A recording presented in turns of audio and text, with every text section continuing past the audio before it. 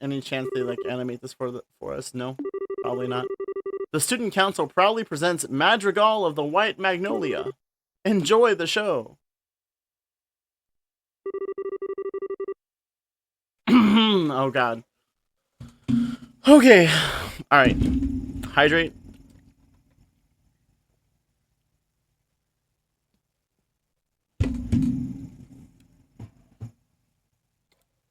To everyone who's ever done voice acting, my heart goes out to you today.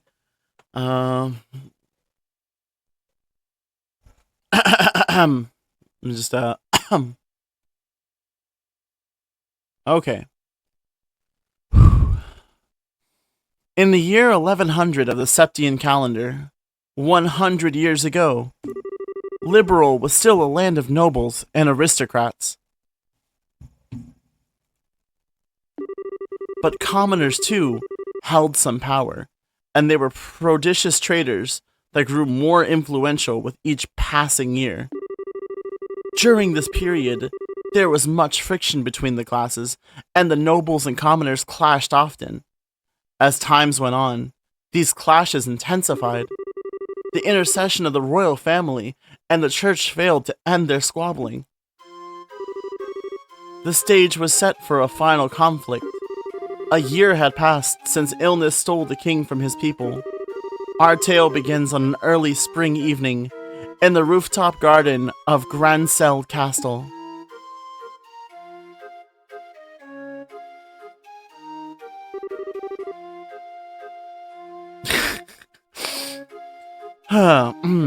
The streetlights shine on everyone, each bright with their own happiness, and in spite of that. Ah, here you are, Princess. Please, don't you think you should be going to bed soon, Your Royal Highness? Staying up so late surely do you no good. It's all right. If I should fall ill, if that happened, then perhaps I could avoid becoming the last ember in this dying flame we call Liberal. Please do not speak of such things. Your Highness, you are the most exalted individual in Liberal. If you were to take a husband, you could take control of the kingdom. I will not marry. Despite my father's wishes, I shall not consent to it. But why, Your Highness? You have two fine men as suitors, after all. One is Sir Julius, of the chivalric order of the Imperial Guards, and the eldest son of a duke. And Sir Oscar, commoner though he may be, has been recognized often in his battles against the Empire. Ah, both such fine men. No one knows better than I the quality of their characters. Oh, Oscar, Julius, how am I to choose between you? Isn't that Joshua playing the role of the princess? I suppose that Jill has put a great deal of thought into the reverse casting business. Indeed, ma'am. He plays his role well, but the two maids leave much to be desired. I love the shout out to Lila. Do you remember, Oscar? How we spent our boyhood days in this alley, running about and pretending our sticks were swords? I could never forget, Julius. In those days, it was all so simple, with you and Cecilia alike. I treasure that time greatly. I recall how stunned I was. I would always conspire to play with her in secret, only to discover another had been doing the same. She was as lovely as the sight of the falling petals in spring. Indeed, fair Cecilia was like unto our very own sun. But her light would dim with each day that passed. The nobles and the commoners. The fury of that conflict could never have been avoided. The princess's grief is easily understandable. Cruel fate mocks us so, for it is our very existence that has brought her such sorrow.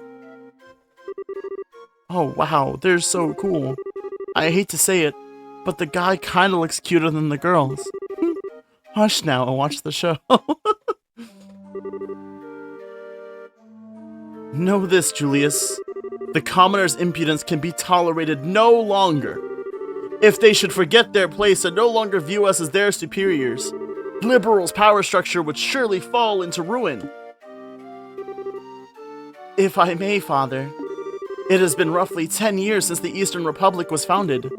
Perhaps the eventual seizing of power by the common people is inevitable in any state. Speak not of such repulsive events. Why, Ayata, what is freedom? What is equality? What is anything, if commoners and nobles alike should cast all tradition aside? Better we should fall to our knees before the Empire's military and concede to their will. Father! Now that's a damn fine duke up there. You let the commoners get all high and mighty and your whole society collapses. Your Grace, perhaps it may be best to keep our voices down. Oscar, I am expecting great things from you. If you can get the royal family on our side, we will have a great advantage over the nobles. And that advantage would allow us to seize power. But Chairman, I cannot consent to this. I could never use Cecilia for political gain. Always putting others before yourself, I see. Even though now you have the chance to become king, albeit only on paper. If you would refuse, it will lead only to a bloody uprising and subsequent revolution. The royal family, and surely the nobles as well, would disappear into the shadows of history. Chairman! Impressive. They've really done their research. I had severe doubts about this, especially ever since I heard about the reverse role gimmick.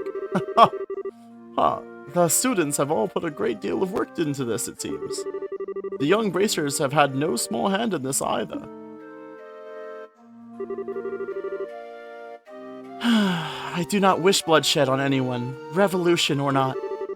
I cannot simply allow Julius and Cecilia to die. As for myself, I know not what I should do. Ugh. It's no good. I'm gonna be sick. Are you alright? You must have had quite a lot more than you can handle. It may be spring, but you'll surely catch your death if you sleep out here. Thank you, good Sir Knight. It has nothing to do with being a knight, but rather simple concern. I would have to be quite the young fool to not see what I must do. You've got that right. What? Ah! My arm. Just a touch of an anesthetic on the blade. Now, if you'll be so kind as to sit still. Curse you, assassin! Who sent you? Just a noble who wants you out of the picture. He wanted it badly enough to pay me up front, and pretty well at that. All you need to do is die. Ah, I get it. Not bad. Not bad at all. So up next we should have... Whoops, almost got so roughed up on that I forgot about my work.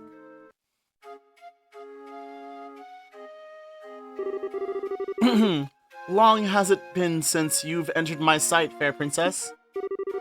Yes, Julius. It truly has. I cannot help but notice that Oscar is not with you today. Back when my father yet breathed, the both of you were oft spoken of by the maids of the court. As you well know, your highness, the kingdom is in the midst of a crisis most dire.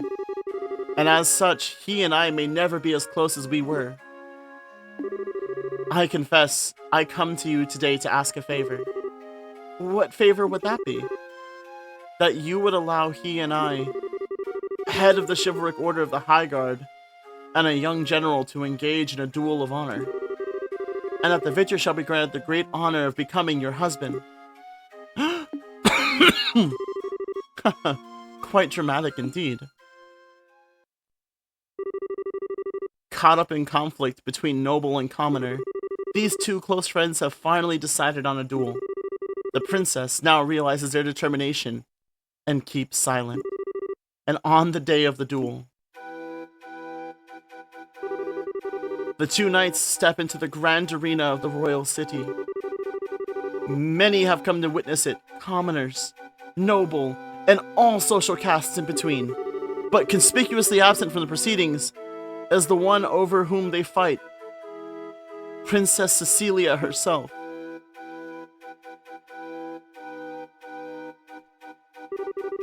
My friend, I fear that this was inevitable. Perhaps fate always intended for us to meet in so base a fashion.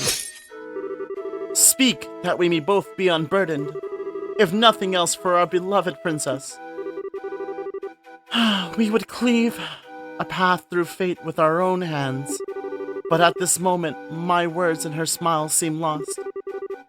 Has fear clutched your heart, Oscar? Perhaps. But what is this passion that pierces me to the quick?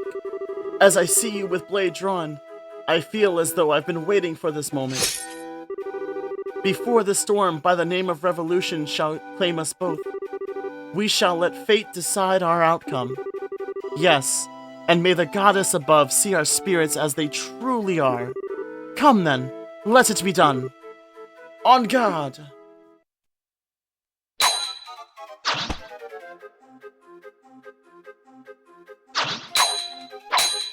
Hey yo, this is intense.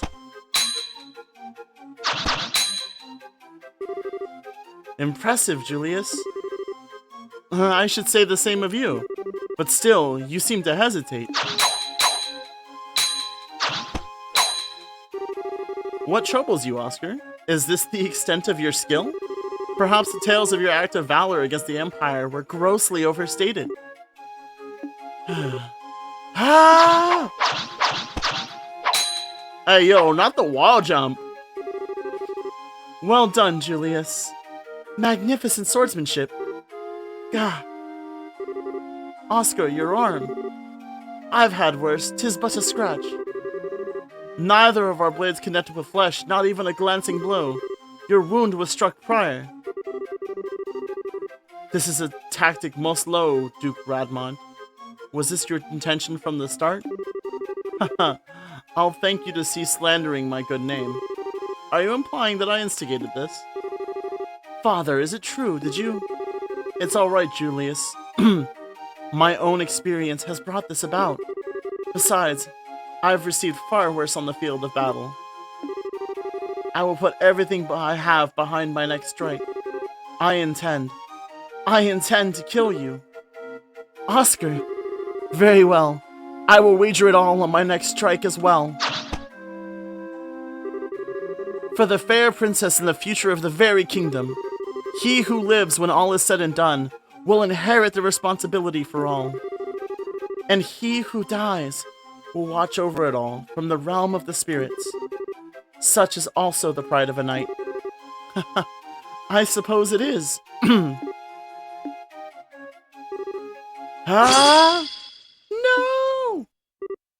Oh, Cecilia, what? Not the dramatic spin! Princess! Cecilia, why? Were you not in attendance? Oh, Oscar. Julius. I did not wish to observe a duel between the two of you. I felt I had to find a way to put a stop to this fight. Praise Idios that I arrived in time. Cecilia. Princess. Hear me, all in attendance. Sorry, I forgot, it's Josh. Dismiss me and set aside your differences, please. Are we not all liberal? Do we not love this land? There is so little that separates us from one another. If you would but take your foe's hand, surely we could find a peaceful resolution.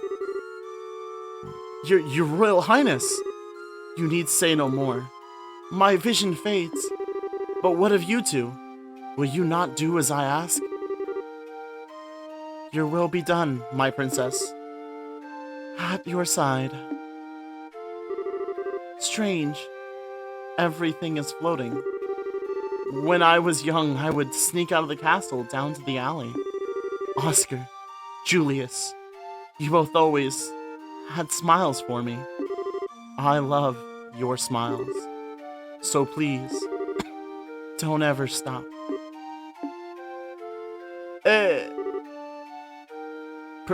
Princess? No, this cannot be, Princess! I'll do anything, please, no! Cecilia, Our poor princess. I just don't understand why she'd do such a thing. Our princess gave her life that we might stop this unending dispute. Compared to that sacrifice, what a trifle is the pride of a nobleman. Had we not been fighting, it never would have come to this. Only now, when it is too late, do I see our folly. Is this the fate of all men with their spirits still shackled to their flesh? Aidios, great goddess of the skies, we know now of your great resentment. There is much that you do not understand, it seems.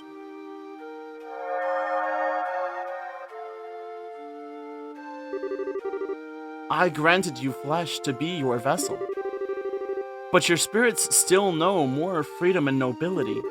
Such contempt for its lies only within you, yourselves. So beautiful. A more beautiful voice than I've ever heard. It's amazing. Aidios herself has graced us with her presence. The goddess? Incredible. Hear me, young knight. I have observed your contest. You are both courageous and strong, yet something vital within you is broken. It is as you say. Our own immaturity is what invited this fate upon us. Chairman, has your hate for the nobles and the monarchy blinded you to the fact that we are all but men?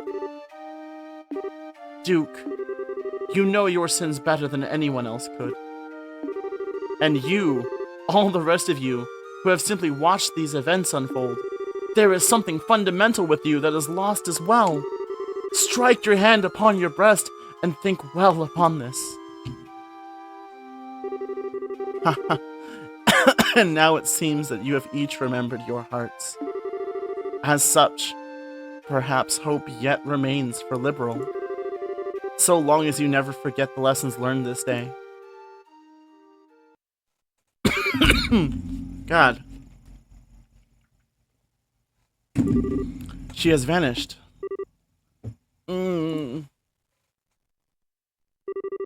Oh. Where am I? Princess? Cecilia? Oh my. Julius. Oscar. Have you both been called up to heaven as well? It's a genuine miracle! Princess! Woo! Well, why are the two of you here? And the Duke and the Chairman? So then, I'm not dead? Almighty Aidios. Aidios has given Liberal back its beloved. Oscar. Julius. What happened? Nothing that that you nothing that you need concern yourself over, Cecilia. The conflict is at an end. I believe that everything will be alright. You're being naive, Oscar. We still have a duel to finish, do we not? Julius. No. You still intend to fight? On the contrary, the match is concluded. And besides, this fool managed to get his hit on his sword arm. But it would not do for a duel such as this not to have a clear victor. Thus, it stands to reason that the man who fought with a significant handicap, yet emerged undefeated, should be regarded as the victor. Wait, Julius! Don't misunderstand me. Oscar, I have not given up on the princess. Once you are healed, our duel will continue, but with blades of wood, just as when we were boys. I see. Very well then, I accept your challenge. Have neither of you any regard for my own wishes? You are mistaken. You, my lady, shall judge today's match, and I think it only fair for the victor be granted a kiss. Surely everyone waits with bated breath for it. Very well. Kissy noises. Almighty Aidios, look well upon this, and may this fine day extend unto eternity. Eternal peace, Liberal. Woo! Huzzah! Not gonna lie, that was a lot of fun.